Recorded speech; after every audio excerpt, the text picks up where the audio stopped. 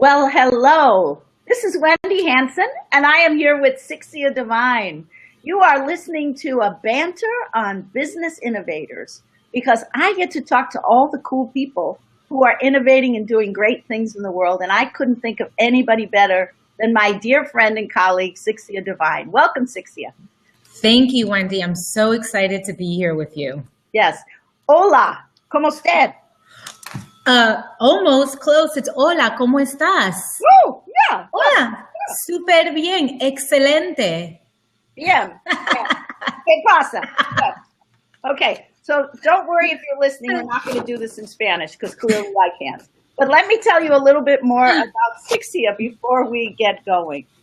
Sixcia Devine is a small business growth expert working with entrepreneurs who are interested in growing their business with a purpose. Sixcia teaches and speaks at conferences on topical digital marketing in English and in Spanish.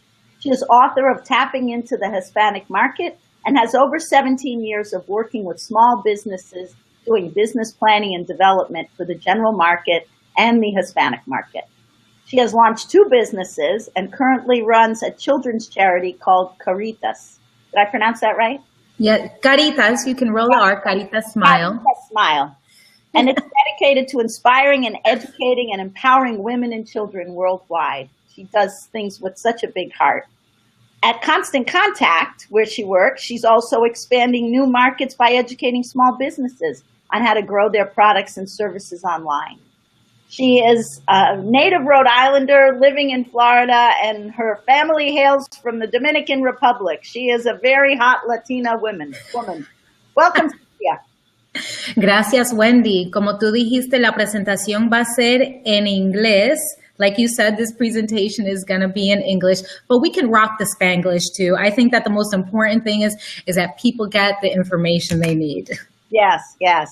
And today we're going to be talking about education-based marketing, which I love that idea, mobile marketing, and then how appropriate using video to engage customers. Mm-hmm. So that's exactly what we're all about, and that's why Banter is such a great platform for that. So tell me a little bit about creating educational-based marketing. What do you mean by that, and what are some of the tips that business owners need to be aware of? So at the end of the day, we get a ton of emails, via our PCs and mostly on our mobile devices. And people don't want to get sold to. I know I don't want people to continually sell me things because they're in our faces 24/7. That's just not the right way to go. The best approach and the new way of marketing is definitely through educating your consumers, educating the people around you. And pretty simply, it's about helping others understand things. And when I mean things, if you're working, let's say, in a wedding shop and, you're trying to help the bride figure out what dress to wear and, sending her an email that says, hey, here are 3 things you could do to look fabulous on your wedding day, or 2 things to do, to minimize the stress in finding a wedding dress. So essentially what you're doing is you're adding value to their life experience and you're humanizing the approach instead of, saying, here, buy this, or do this now, or take action now. There's a time and a place for that, but the way we get to that point is by offering the most information, the best information within the shortest amount of time, and also minimizing the content because, come on, we don't have time to, read through like a dissertation. If you're sending me useful information, that's great. Tell me how useful it's going to be to me. Let me know what the benefit is, and then let me take action based on the information you send to me. So having the opportunity to, 1, figure out that information that's useful to your client, to your followers is important, right? So it all depends what your target market is and what they love and what they're interested in. It doesn't necessarily have to be based on your product or your service. That's later. That comes a little bit later, but you have to earn the respect. You have to create the relationship, and you do that by helping others through offering them useful information and something that they could use. Yeah. And it's also a way for us, like, for example, I do a lot of teaching and I talk a lot too. So I offer a ton of tips on how to grow your business online, how to expand your market, how to do business within the Hispanic community. And all of these things, they're useful to a lot of folks who want to get their business off the ground. Right. I love that you point to like building a relationship. You have to start building that online trusted relationship by saying, let me give you 3 tips. You know, whenever I see something, and it's certainly, it gets overused at times, but when people say, here's the top 5 things you can do, or here's the top 3 tips, you know what, just like you pointed to, you know what you're up against, you know? Oh, I could read these. This is not exactly a long dissertation. And I totally agree. Sometimes when I get these sales letters, I just get so turned off, you know, they go on and they go on, and then they're capturing your attention to, you know, to get a free product or something, but it doesn't feel comfortable, you know? So we've got to really teach people online, you know? What are some of the things, what are your top 3 tips for this? Like you say something relevant to people and you teach. What else?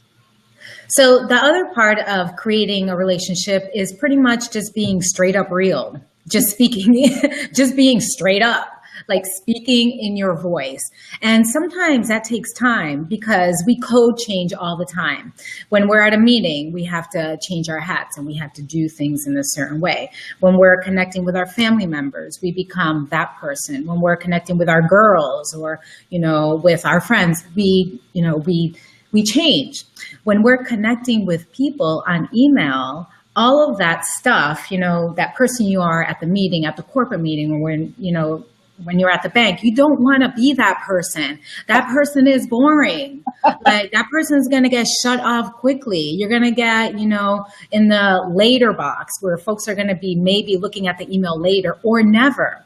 So what you want to do is you want to, you know, pretend that, you know, you're writing to your best friend, you know, in your voice. Like, hey, Wendy, what's up? I really thought that this information, you know, would be useful to you. And then you go into offering them some of those tips. The other thing is, which was really interesting, you mentioned, you know, the 3 things or the 5 things, or you know, especially when we're trying to offer useful information. In the subject line, numbers are super powerful. People always gravitate towards that. So if you say in the subject line, you know, 3 things to grow your business now, right? So now it's timely. You have a number and then you have a word in there. You have a powerful word, which is the word now. And sometimes you could use caps as well. So what happens is that increases your open rate. Instead of folks leaving your email, you know, for later, like, you know, when you're looking through your mobile device and you're like, okay, and you're doing this with your thumb, right? You know, as soon as you start doing this and you go, absolutely. So you want it to stand out, and you also want it to be, you know, we talked about not writing a dissertation, but just having it be a page or less. Okay. The less information you offer, the more opportunities you have for folks to open up your email. And that also leads me to talk about the links. So a lot of folks think that, or they believe that adding 3 or 4 links or just bombarding an email with links is useful. In fact, it's absolutely not useful. So the less links you add to an email, the better. So the ideal amount of links is 1 to 2. 1 to 2 links per email. If you have more than that, then the click rate actually goes down significantly. But the highest amount of open rates and click-through rates go through the smaller amount of links, which is really interesting. What's an example, Sixcia, of that? You know, like what links are powerful that people would open when you're sending out an email?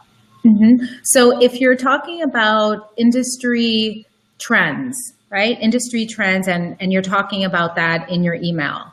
So highlighting that and having them click, let's say, to your website. So it would be important that you send them to your website and then have that information listed on your website, because you don't want them to go to another page. What you want to do is you want to continue to engage them. So industry links are always great. And also if you're having an event, like I have a ton of events all the time, I always place my link at the top left-hand side. My call to action is always to the top and left-hand side. And then I always have that underlined. Because what happens is with links, and we see this a lot when we open up the emails on PCs, we get the email and it has like an X, and then you have to, right click to download the pictures. That happens, over 50% of the time, which is really interesting. So what you want to do is you want to have the word, like your call to action, and you want to have a link there, and then you want to have a picture.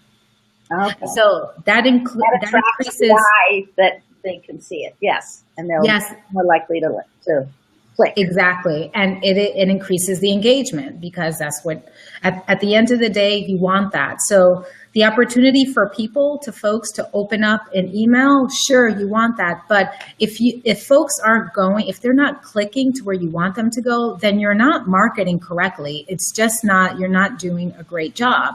So with Constant Contact, we have a series of reports that we run, and we could see how many people have opened up the email. But most importantly, we get to see where they go, where they click, which is really nice. Constant Contact, yes. Mm-hmm. It's great, because then I've been putting this in because I thought it was interesting that everybody would love it, and nobody's going there. Yeah, exactly. Yeah. So, it's not about you, Wendy. It's about, where am I going? Where are, all the people that are opening up your emails, where are they going? So once you figure that out, then you could do more of that. You can add in, more value based on what your clients or what your followers are going to. Right. So we're talking about, sending out emails to educate people, because that's the way we build relationships. And that's different even than when you're sending out your newsletter. What is the wisdom these days for how often, because I often struggle with this, how often you send out your newsletter? Because sometimes I get ones that I'm like, police, I don't have time to read your newsletter all the time. So there's that combination of the email connecting and touching, small touches, and then there's the newsletter. Differentiate that for me. So when we talk about marketing campaigns, newsletters, they fall into that bucket. So a newsletter typically highlights what's happening within your business within that month. So I like to send out the newsletters on a monthly basis, but it shouldn't be a ton of information. Like I said, it should be really maybe the top two things. Information, because people are not going to read section upon section upon section. Exactly. Right. So if you're just sending out a newsletter, it should be once a month. Now, if you could put together a marketing campaign series where people, they sign up, they subscribe to get, let's say, your weekly updates, right? Within the weekly updates, again, you should be really super, super simple. It should probably be about half a page.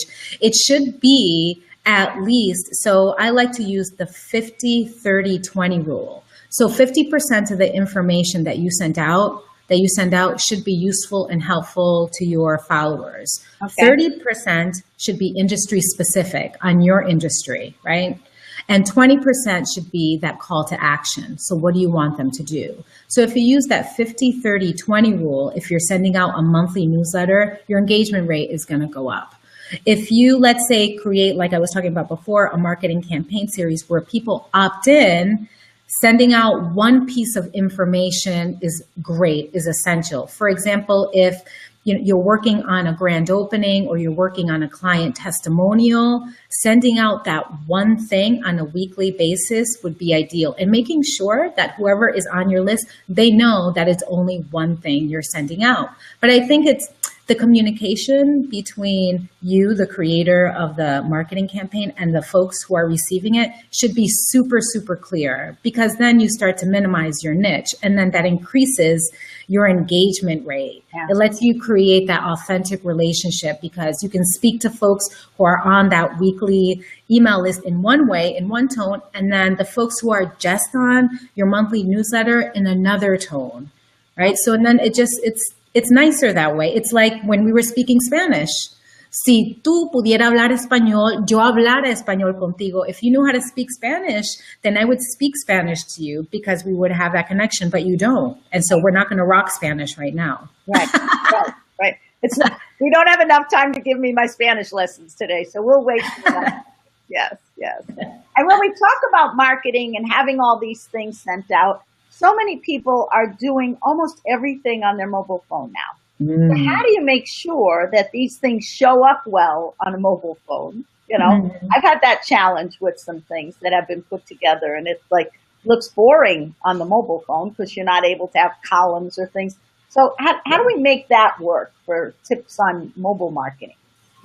Always have one column. So I know that folks try and get creative, and especially with Constant Contact, we could add 3 and 4 columns. No, you absolutely don't want to do that. The cool thing about the templates that Constant Contact have is that now you can see what your campaign is going to look like on a mobile device, which is really nice. And then they convert your information into one column. Because remember when I was doing this with my phone, if you have folks who are going to the right and to the left, and you don't want them to work for the information. Remember, people are out, they're checking their emails in between meetings, sometimes at stoplight.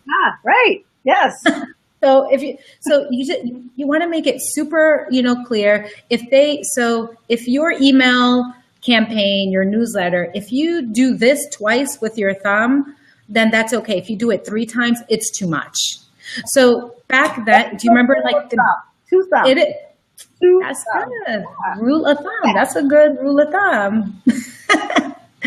So we used to say when the newspapers were popular, right, that the key information should be above the fold. Remember, above the fold. Yeah. Now we say the information, all the key points should be above the scroll.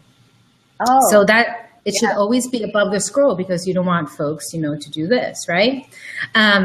With fonts are very, very key. So a good rule of thumb is to say your headings should be 22 points, and then the content should be at least 14 points. So the bigger, the better when you're creating emails and when you're having people open up the emails on your mobile devices, which, by the way, I wanted to share this. I don't know if you knew this, but more people on the planet have smartphones or mobile devices than they have toothbrushes. This is like, it's a fact. Yeah. It's very, very interesting. And it has to do, folks, they own 1 and 2 cell phones, but especially in developing countries where a lot of the information and actually a lot of the new education is coming from mobile devices. Yeah. So we're on it 24/7. You and I, we travel a lot. We're on the road, and sometimes opening up a PC and logging on is too much work. Where your life is, yes, right on here. Right here. This is where it is. I was watching, I'm in and out of 60 Minutes last night, and they were talking about in developing countries, the way that they were doing a money exchange was all online. Because you can't get to a bank, you can't exchange money, and it just, it's wonderful. But I'm a little sad about the toothbrush thing. I think maybe we could start a campaign: when you get a mobile phone, you get a free toothbrush. There you go. That's awesome. Cause-related. That's about health too. It's not just about how we look; it's about our overall health. So we'll work on that campaign. Yes. I think Karina's smile kind of sounds like something you would do is give out toothbrushes with the cell phones. Yes. Yeah. Next piece. Yes. And so when I go on Constant Contact and it's mobile, set up for mobile friendly already, the font sizes and everything are set up, so I don't have to worry about that. You can change the font sizes. Okay. So there is, when you go on, there's a default. So you just have to make sure that you change it up, but it's very, very simple to do that. And if folks don't have Constant Contact, there's a 60-day free trial that they can get. Maybe we can send them a link or tweet out a link for people to, experience creating a campaign and seeing what it looks like on the mobile devices. Yeah, great. Why don't you, this is probably a good time to give your contact information too. People will be able to see you on Twitter, but if they want to get a link to something, how can they reach you? Maybe they can through Twitter. Yes, well, Twitter is great. My Twitter handle is SIXCIA, like my first name, business. So it's at Sixcia Business.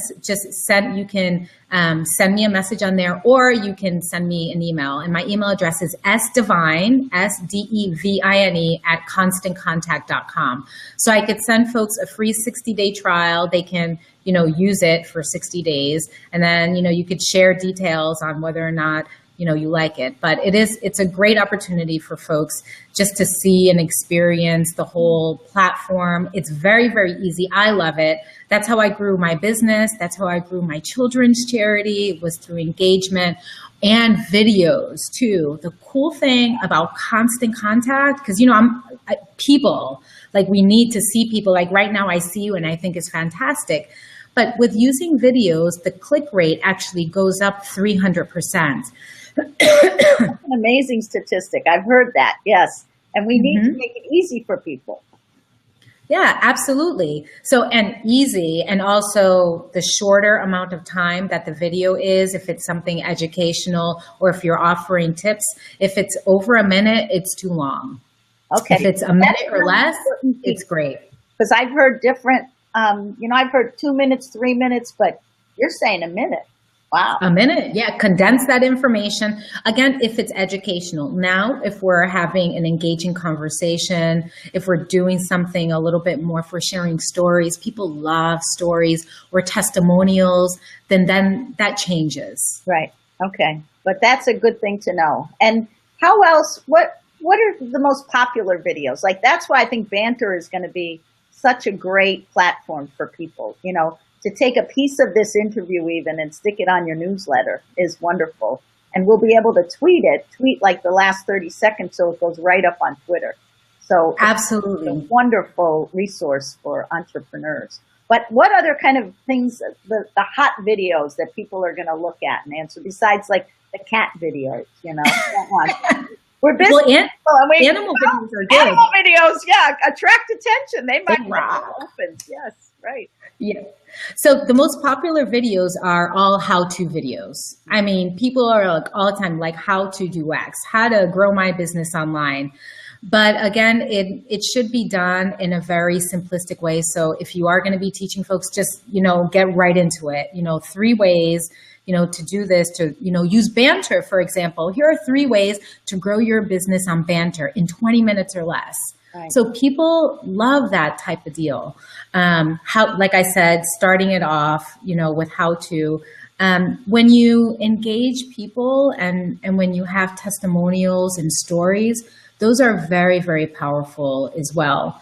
They're very, and then the other part of sharing people's stories is having somebody who has a large following already and maybe isn't doing as much, video right away, but now you're engaging them on the video platform. They might have a huge following on Twitter, and then to have that person come on board and do a Banter, then that kind of changes the dynamic, and it increases the marketing and the opportunity to people to see who the person behind the tweeting is, right, which is really nice. And then that's real. People like authenticity, like I said. Yeah, yeah. Well, we have to. We're so global now. We have to really get our reach out there. So the best way to do it is just what you're saying, in an authentic way with integrity. You find people that have the biggest reach. That's why I have you on here, Sixcia. And I love bantering. Yes. Bantering away. Yes. And we'll be able to expand all the things that we do. So it's just been wonderful. So what are 3 things that, if I love some of these statistics that you used about the font size and above the 2 scrolls. So what are 3 things that you want people to take away from this as we finish up? The 3 things are, number 1, make sure your information is short and sweet and to the point. Number 2, education is power, and you have access to information that your clients and your followers don't have access to.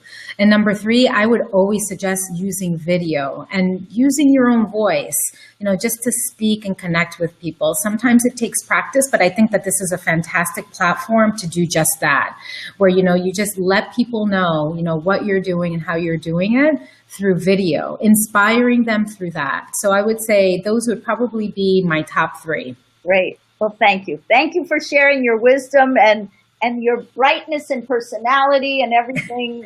If anybody's in Florida, they'll probably see you at a networking event. You're probably at all of them. Yeah. And or at a workshop. If anybody wants me to go out there and do a workshop, we'll do workshops. in English y también en español. Así que me pueden mandar un email. You could send me an email, sdevine@constantcontact.com, or find me on Twitter. Perfect. All right. Gracias, Sixcia. Yes. Gracias a ti, mi amiga. Oh, mwah. Wow. Have a wonderful day. I'll see you in Florida. See you in